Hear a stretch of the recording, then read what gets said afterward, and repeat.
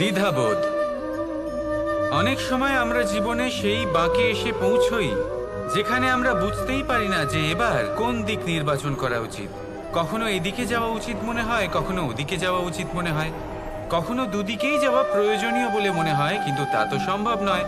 কখনো কখনো এটা মনে হয় যে এখানেই থেমে যাওয়া ভালো, কোথাও না যাওয়াই শ্রেয়। এবার একেই তো দ্বিধাবোধ বলে।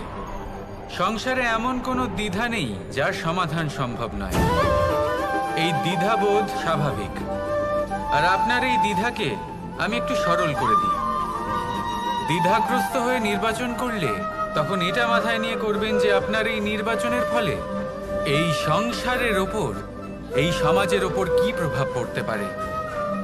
নিজের লাভ ক্ষতির বিষয়ে ভাবা ছেড়ে দিন আর কর্ম করুন সংসারের মঙ্গলের জন্য, আগামী প্রজন্মের মঙ্গলের জন্য। ভাবুন আপনার এই নির্বাচনের জন্য কিভাবে তাদের জীবনের উদ্ধার সম্ভব।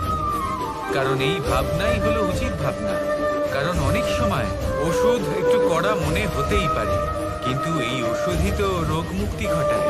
সেইভাবে আপনাকেও এই দ্বিধার মুহূর্তে কঠিন নির্বাচন করতে হতে পারে। এই কঠিন নির্বাচন জীবনে কঠিন পরিস্থিতিও আনতে পারে, কিন্তু যদি এই নির্বাচন ধর্মসঙ্গত হয়, যদি এর দ্বারা সংসারের মঙ্গল হয়, তাহলে এই নির্বাচনই হলো সঠিক নির্বাচন।